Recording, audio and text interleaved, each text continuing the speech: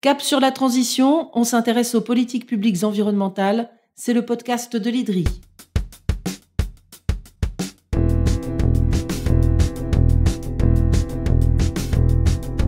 Comment limiter le réchauffement de la planète? Réussir à respecter cet objectif majeur des accords de Paris, rester bien en dessous de la barre des 2 degrés Celsius supplémentaires par rapport au niveau de température pré-industrielle.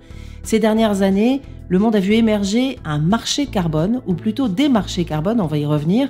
Ceux d'entre vous qui ne ratent aucun des podcasts de l'IDRI se souviennent qu'on a décrit récemment ce que sont les compensations carbone, un système qui permet au secteur privé, à des entreprises, de financer des projets de réduction d'émissions de gaz à effet de serre dont elles ne sont pas responsables pour compenser leurs propres émissions de CO2. C'est ce qu'on appelle le marché carbone volontaire.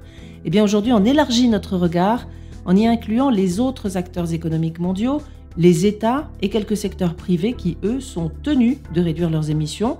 Et on va se poser ces questions: comment tous ces acteurs du marché carbone interagissent-ils entre eux? Comment ce marché carbone est-il régulé? Pour y répondre, je suis à nouveau accompagnée de Mathieu Weimar, avocat spécialiste des questions d'environnement et chercheur associé à l'IDRI. C'est parti. Bonjour Mathieu Weimar. Bonjour. Il faut toujours commencer par les définitions. Ce qu'on appelle le marché carbone, c'est l'ensemble des instruments qui permettent de financer des activités de réduction de gaz à effet de serre. Oui, pris d'une manière générique, c'est bien un marché. C'est-à-dire un lieu où il y a une offre et une demande qui se rencontrent. Donc il y a des transactions et qui portent sur différentes choses, notamment des droits d'émettre ou de compenser des émissions de gaz à effet de serre, des quotas, des droits, des crédits, des Mm. certificats par exemple. Et donc on avait déjà décrit le fonctionnement du marché carbone volontaire qui concerne les entreprises, mais il n'y a pas un seul marché carbone. Qui sont les autres acteurs? Il y a plusieurs marchés, effectivement. À côté du marché carbone volontaire, il y a des marchés régulés, soit au niveau national ou régional, comme par exemple le système européen d'échange de quotas de gaz à effet de serre, ou au niveau international, comme les mécanismes de marché prévus par l'article 6 de l'accord de Paris, qui ont pris d'ailleurs la suite des mécanismes du protocole de Kyoto. Et puis il y a aussi des mécanismes internationaux, mais plus sectoriels, qui sont également régulés, comme pour le transport aérien international, avec le mécanisme CORSIA qui a été mis en place par l'Organisation internationale de l'aviation civile. Donc chacun de ces marchés obéit à ses propres règles. Oui, oui, chaque marché a ses propres règles. Le marché carbone volontaire, on l'avait vu, hein, fonctionne avec des standards privés et il obéit essentiellement à la loi du contrat. Les autres marchés régulés obéissent donc à des règles juridiquement obligatoires qui sont édictées par des gouvernants, éventuellement dans un cadre international ou européen. Alors ces marchés volontaires et régulés évoluent finalement sur le même terrain, parfois sur les mêmes projets. Est-ce qu'ils sont articulés entre eux? Est-ce qu'ils interagissent? En fait, ils poursuivent tous un même but, à savoir d'inciter des acteurs publics ou privés à réduire leurs émissions ou à financer des activités de réduction.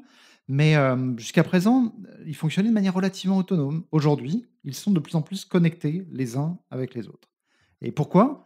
Tout simplement parce qu'en fait, tous les efforts et donc toutes les réductions qui peuvent en résulter sont bonnes à prendre pour sauver le système climatique. Et aussi, il est important de pouvoir mesurer et donc de comptabiliser tous les résultats. Donc ces réductions qui sont obtenues à travers les différents marchés. Et donc on a certaines entreprises qui achètent des crédits carbone qui viennent d'un marché régulé, mais à des fins de compensation volontaire. Pourquoi? Parce qu'elles veulent montrer qu'elles soutiennent les efforts de la communauté internationale en utilisant des instruments de marché plus intègres sur le plan environnemental, parce que régulés, justement. Hmm. Et à l'inverse, un pays peut très bien décider que les projets du marché carbone volontaire soient soumis au marché carbone régulé de l'accord de Paris pour être utilisés soit par d'autres pays, soit par des compagnies aériennes pour remplir leurs obligations dans le cadre de l'accord de Paris. Alors est-ce que vous pouvez, si on revient un peu aux sources, nous expliquer comment se sont mis progressivement en place ces instruments de marché entre les États, d'abord dans le cadre du protocole de Kyoto, vous le disiez, et aujourd'hui dans le cadre de l'accord de Paris? Oui, c'est vraiment le protocole de Kyoto qui a lancé, je dirais, ces mécanismes au niveau international, vraiment sur insistance des États-Unis. Le but était d'inciter les pays industrialisés à financer des projets de réduction d'émissions dans les pays en développement. En contrepartie, ils avaient des crédits carbone qui leur permettaient de compenser leurs propres émissions et de tenir leurs objectifs chiffrés de réduction qui étaient juridiquement obligatoires pour eux. Alors que les pays en développement, eux, n'avaient pas d'obligation de réduction dans le Mmh. cadre du protocole de Kyoto. Et ça a marché. Il y a eu beaucoup de projets à Kyoto pour une raison simple, c'est que les coûts de réduction étaient plus faibles dans les pays en développement. Donc pour les pays développés, ça coûtait beaucoup moins cher d'aller obtenir des réductions d'émissions dans ces pays-là, à un rapport donc de coût-efficacité bien plus intéressant que chez eux pour compenser leurs propres émissions et se conformer ainsi à leurs obligations dans Tout le le cadre monde du y protocole de trouvait son Kyoto. compte. Oui, oui, oui, tout à fait.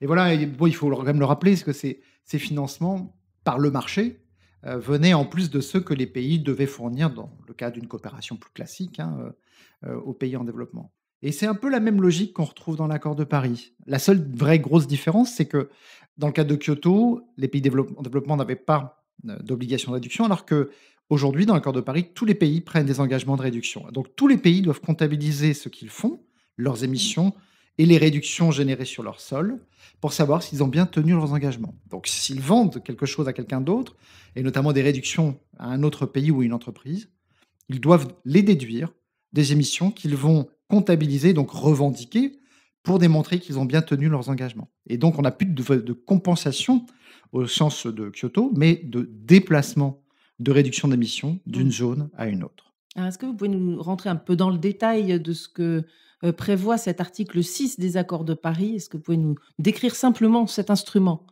Alors, il y en a deux dans l'article 6 qui sont fondés sur le marché carbone. La première, c'est ce qu'on appelle les démarches concertées dans le cadre de l'article 6.2, où en fait, des pays peuvent transférer au niveau international à un acheteur ou plusieurs acheteurs, ce qu'on appelle des résultats d'atténuation, mais ce sont en fait la plupart du temps des réductions d'émissions, pour les utiliser afin d'atteindre les engagements qu'ils ont pris au niveau national.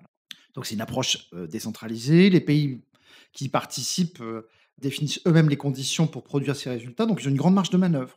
Le cadre international, in fine, il ne s'intéresse qu'à une seule chose, c'est l'impact de ce transfert. Pourquoi? Pour s'assurer qu'il n'y aura pas de risque de double comptage. Et c'est Mmh. pour ça que l'accord de Paris prévoit que toute utilisation de tels résultats par un autre pays ou par une entreprise doit être impérativement autorisée pour qu'on puisse savoir à quoi ces réductions d'émissions vont être utilisées dans un autre pays. Et lorsque un tel transfert est autorisé, on applique ce qu'on appelle un ajustement correspondant. Ça Mmh. consiste à quoi cet ajustement correspondant? En fait, à déduire les résultats de l'atténuation d'un côté et de les ajouter de l'autre. Ouais, comme dans un livre de comptes, quoi. Exactement, c'est un déplacement en fait de réduction Mmh. d'émissions. La seconde approche repose sur la création d'un nouveau mécanisme international prévu par l'article 6.4 de l'accord de Paris. Cette fois-ci, c'est un mécanisme centralisé qui est géré par les Nations Unies, avec un organe qui supervise toutes les étapes de processus permettant d'obtenir des réductions d'émissions, qui auront un tampon des Nations Unies, Mmh. et donc une grande crédibilité en termes d'intégrité environnementale et de soutien aux objectifs de l'accord de Paris. En fait, c'est vraiment un mécanisme qui se rapproche beaucoup du mécanisme pour un développement propre du protocole de Kyoto, sauf que, une fois qu'on a généré à travers ce mécanisme des réductions d'émissions, lorsqu'on les transfère vers un autre pays ou vers une entreprise, à ce moment-là, on retrouve les règles de l'article 6.2 et on D'accord. appliquera l'ajustement correspondant pour éviter tout double comptage des émissions. Oui, ce système, en somme, il permet d'éviter ce double comptage, d'éviter que des réductions de gaz à effet de serre soient revendiquées, dans les livres de compte, on pourrait dire, de 2 pays. Oui, c'est ça, on va comptabiliser les réductions qui sont utilisées. Et donc, s'il y en a qui sont utilisées ailleurs que chez soi, dans ces cas-là, il faut pouvoir suivre où et comment elles vont être utilisées. Mmh. Et pour ça, en fait, on va demander une chose aux pays qui accueillent ces activités, c'est de délivrer une autorisation pour que ces réductions d'émissions puissent être utilisées et donc transférées ailleurs. Et c'est parce qu'elles sont autorisées qu'on va appliquer l'ajustement correspondant. S'il n'y a pas d'autorisation, il n'y a pas d'ajustement correspondant. Mmh. Et donc, je reviens à ce que je disais tout à l'heure. L'ajustement correspondant va se faire à la fois dans le pays hôte et dans le pays acheteur. On enlève les réductions des émissions que le pays hôte veut comptabiliser pour montrer qu'il a tenu ses engagements et on les ajoute à celles du pays acheteur que lui va pouvoir revendiquer pour montrer qu'il a tenu ses propres engagements. Donc c'est vrai que le pays vendeur a moins de réduction d'émissions à faire valoir, mais il a obtenu un financement sur lequel il n'aurait pas pu Mmh. obtenir ces réductions. Et de son côté, le pays acheteur a plus de réductions d'émissions à faire valoir. C'est pas lui qui les a générées chez lui, mais il les a achetées, mais il peut revendiquer aussi d'avoir financé une Mmh. activité dans un autre pays, notamment un pays en développement. Vous avez un exemple concret à nous donner pour qu'on comprenne bien ce mécanisme? Oui, parce que ça il y a beaucoup d'initiatives qui sont prises en ce moment, notamment, par exemple, un accord bilatéral entre le Pays-Bas et le Burkina Faso pour le déploiement de plusieurs milliers de foyers améliorés dans les ménages burkinabés qui vont permettre, grâce à des fours qui seront beaucoup plus efficaces sur le plan de la consommation d'énergie, de réduire la pression sur la forêt parce qu'il y a moins de consommation de bois de feu. Et donc, l'accord qui va être conclu entre le Burkina et les Pays-Bas va définir les modalités pour justement produire, fabriquer en fait ces réductions d'émissions à travers cette activité qui sera financée donc par les Pays-Bas, mais également prévoir l'ajustement correspondant, c'est-à-dire que l'autorisation sera bien donnée par le Burkina pour le transfert et l'utilisation par les Pays-Bas des réductions d'émissions chez lui. Et Et il y donc, a ils pas ne mal. seront pas comptabilisés dans le livre comptable du Burkina, du coup. Exactement, Ok. exactement, qui cette fois-ci seront Ouais. comptabilisés Mm. au bénéfice Mm. des émissions des Pays-Bas. Mais c'est vraiment intéressant de voir qu'il y a beaucoup de pays qui sont très intéressés par ce qu'on appelle ces démarches concertées, et notamment le Japon, Singapour, la Norvège et la Suisse sont très actifs Mm. sur ce marché-là. Alors, pour finir, c'est important de reparler ici du greenwashing. On avait vu que le marché volontaire, celui des entreprises, était critiqué parce que les réductions d'émissions revendiquées n'étaient pas toujours vérifiables ou réelles.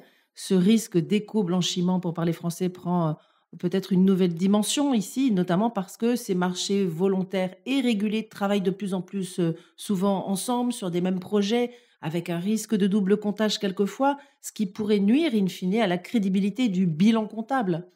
Tout à fait, et ça dépend vraiment du choix que vont faire les pays. On leur renvoie beaucoup cette responsabilité de décider si oui ou non ils vont soumettre des activités de réduction, y compris celles du marché carbone volontaire, hein, à l'article 6, donc à une autorisation. Si c'est oui, alors on évite le double comptage.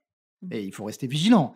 C'est pas pour ça qu'on écarte toutes les faiblesses d'un standard du marché carbone volontaire avec une méthodologie Oui. qui continuerait de faire planer des doutes sur le caractère réel et Mm. mesurable des réductions d'émissions. Mais si ça n'est pas le cas, imaginons que le pays ne soumette pas autorisation de ces activités, à ce moment-là, il va compter les réductions d'émissions chez lui, et une entreprise privée qui va acheter ces réductions pourra les revendiquer Mm. pour la compensation de ses propres émissions chez elle. Et donc là, on aura des réductions qui sont comptées 2 fois. C'est grave?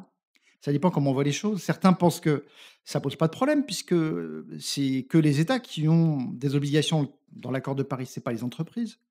Il y en a d'autres, et je pense que j'en fais partie, qui, pensent que toutes les émissions devraient être prises en compte à tous les niveaux, État et Mmh. entreprises, pour garantir une neutralité carbone.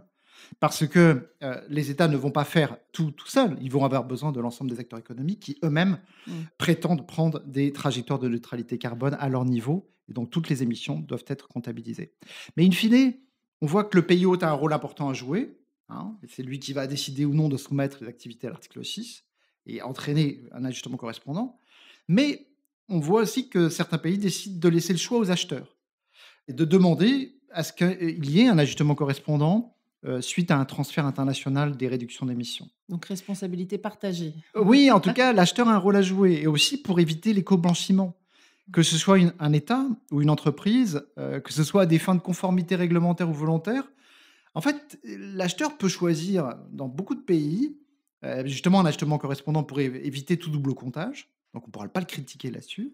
Mais en plus, il pourra s'assurer, si c'est dans le cadre de l'article 6, qu'on va utiliser un standard qui soit rigoureux et qui va éviter tout éco-blanchiment en termes de production de réduction d'émissions. Et on comprend bien en vous écoutant que cette exigence d'intégrité environnementale, elle est indispensable pour contribuer aux efforts globaux d'atténuation pour pouvoir les mesurer précisément dans le cadre de l'accord de Paris, avec toujours cet objectif, je le rappelle, à long terme, limiter le réchauffement bien en deçà de 2 degrés Celsius et de tendre même vers les 1,5 degrés Celsius. Merci beaucoup Mathieu Weimar. Je Merci. rappelle que vous êtes chercheur associé à l'IDRI, avocat spécialisé sur les questions environnementales. À bientôt. À bientôt.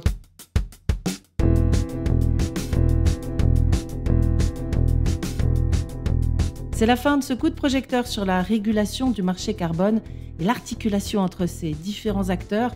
Vous pouvez retrouver tous les podcasts sur le site de l'IDRI, I2DRI, ainsi que sur LinkedIn et Twitter. À très bientôt pour un nouvel épisode de Cap sur la transition.